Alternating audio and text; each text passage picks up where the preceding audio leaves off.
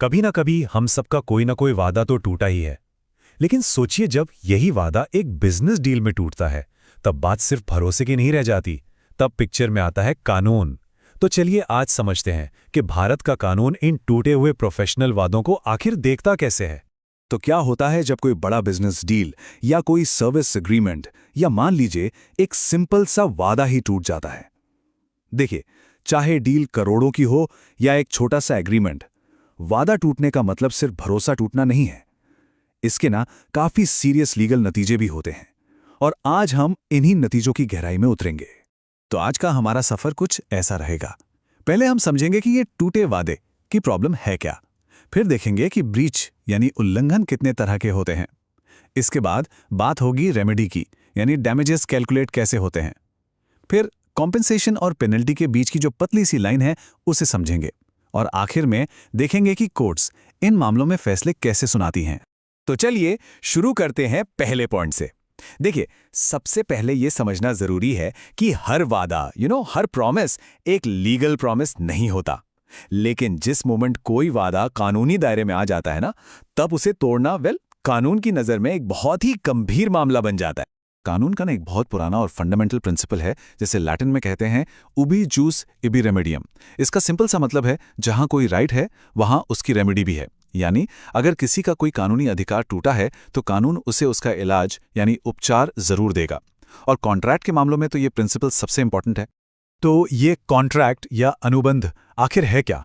देखिए, ये सिर्फ एक वादा नहीं है, ये एक ऐसा वादा है जिस पर कानून की मोहर लगी होती है। एक ऐसा एग्रीमेंट जिसे कानून रिकॉग्नाइज करता है और जरूरत पड़ने पर एनफोर्स भी करवाता है। सिंपल शब्दों में, ये पार्टीज को उनकी कही बात पर कायम रहने के लिए लीगली मजबूर करता है। और जब कोई पार्टी इस कानूनी वादे को निभाने से चूक जाती है या मना कर देती है, तब कानून की भाषा में इसे ही कहते हैं ब्रीच ऑफ कॉन्ट्रैक्ट। और बस यहीं से शुरू होती है सारी कहानी, कानूनी उपायों की, हर्जाने की यानी डैमेजेस की।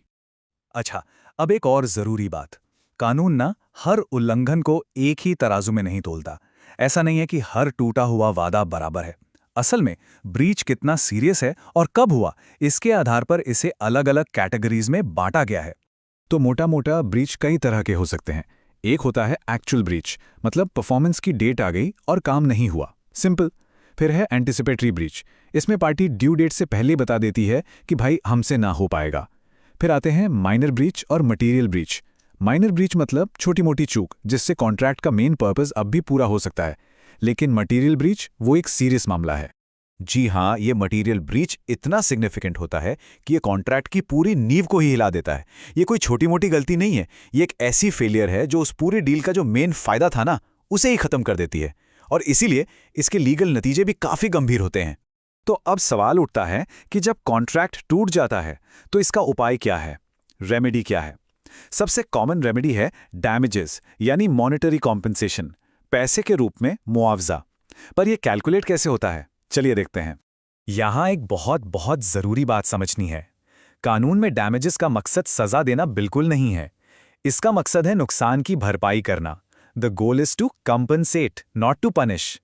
कोर्ट ये देखती है कि अगर कॉन्ट्रैक्ट पूरा हो जाता तो जिस पार्टी को नुकसान हुआ है वो फाइनेंशियली किस पोजीशन में होती।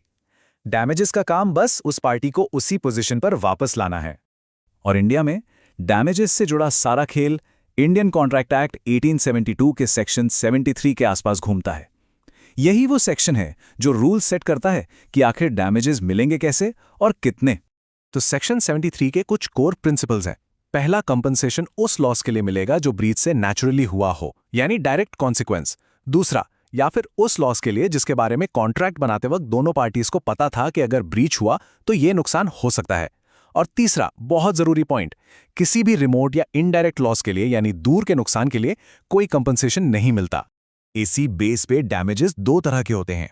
एक है ऑर्डिनरी डैमेजेस, ये वो नुकसान है जो ब्रीच से यूजुअल कोर्स ऑफ थिंग्स में होते हैं, यानी आमतौर पर होने वाला नुकसान। लेकिन दूसरे हैं स्पेशल डैमेजेस, ये थोड़े अलग हैं। ये तभी मिलते हैं जब आप साबित कर पाएं कि कॉन्ट्रैक्ट के वक्त सामने वाली पार्टी को आपकी स्पेशल सर्कमस्टांसेस के बारे में पता था और उसके बावजूद ब्रीच हुआ। अच्छा, अब आते हैं एक बहुत ही इंटरेस्टिंग और थोड़े कंफ्यूजिंग एरिया पर। क्या होता है जब कॉन्ट्रैक्ट में ही लिख दिया जाए कि अगर वादा तोड़ा तो इतना पैसा देना पड़ेगा? क्या पार्टीज पहले से ही ब्रीच की कीमत तय कर सकती हैं? और क्या वो हमेशा एनफोर्सेबल होता है? इंडियन कॉन्ट्रैक्ट एक्ट का सेक्शन 74 इसी सिचुएशन से डील करता है। ये उन कॉन्ट्रैक्ट्स को देखता है जहां ब्रीच होने पर कितना अमाउंट पे करना होगा, ये पहले से ही लिखा होता है। तो सवाल यही है कि क्या होगा अगर कॉन्ट्रैक्ट में पहले से ही उसे तोड़ने की कीमत लिखी हो? क्या पार्टीज आपस में कुछ भी अमाउंट डिसाइड कर सकती हैं या कानून इस पर कोई लिमिट लगाता है? Let's find out. यहां कानून एक बहुत साफ लेकिन पतली सी लाइन खींचता है। देखिए, अगर कॉन्ट्रैक्ट में लिखा अमाउंट होने वाले पॉसिबल लॉस का एक जेन्युइन और रीजनेबल अंदाजा है तो उसे कहते हैं लिक्विडेटेड डैमेजेस, और ये बिल्कुल लीगल और एनफोर्सेबल है। लेकिन अगर वो अमाउंट इतना ज्यादा है, इतना अनरीजनेबल है कि साफ लग रहा है कि इसका मकसद कॉम्पनसेशन नहीं बल्कि सजा देना है, तो कोर्ट उसे पेनल्टी मानती है, और पेनल्टी लीगली एनफोर्सेबल नहीं होती। और इस पर सुप्रीम कोर्ट का एक बहुत जरूरी ऑब्जर्वेशन है। कोर्ट कहती है कि कॉन्ट्रैक्ट में लिखा है चाहे एक्चुअल डैमेज प्रूव हो या ना हो, इसका मतलब ये नहीं कि प्रूफ की जरूरत ही नहीं है। जहां प्रूफ देना पॉसिबल है वहां ये तो दिखाना ही पड़ेगा कि ब्रीच से कुछ ना कुछ लीगल इंजरी यानी कानूनी चोट पहुंची है। बिना किसी नुकसान के कॉम्पनसेशन नहीं मिल सकता। तो इतनी सारी थ्योरी के बाद अब देखते हैं कि ये सारी कानूनी principles real life court cases में आखिर काम कैसे करते हैं। हम एक केस स्टडी देखेंगे, Sanjay Gupta versus Bharat heavy electricals limited यानी भील। ये केस लिक्विडेटेड डैमेजेस और पेनाल्टी के फर्क को बहुत अच्छे से समझाता है। तो हुआ ये कि संजय गुप्ता का भेल को कुछ कंपोनेंट सप्लाई करने का कॉन्ट्रैक्ट था, लेकिन ग्लोबल शॉर्टेज की वजह से डिलीवरी में डिले हो गया। इस पर भेल ने पेमेंट रोक दी और कॉन्ट्रैक्ट के एक क्लॉज के हिसाब से भारी भरकम पेनाल्टी लगा दी। संजय गुप्ता इस पेनाल्टी को कोर्ट में चैलेंज करते हैं, ये कहते हुए कि अमाउंट बहुत ज्यादा है, एक्सेसिव है। और वर्डिक्ट क्या आया? सुप्रीम कोर्ट ने रूल किया कि लिक्विडेटेड डैमेजेस वाले क्लॉज तभी वैलिड होते हैं जब वो लॉस का एक रीजनेबल एस्टिमेट हो।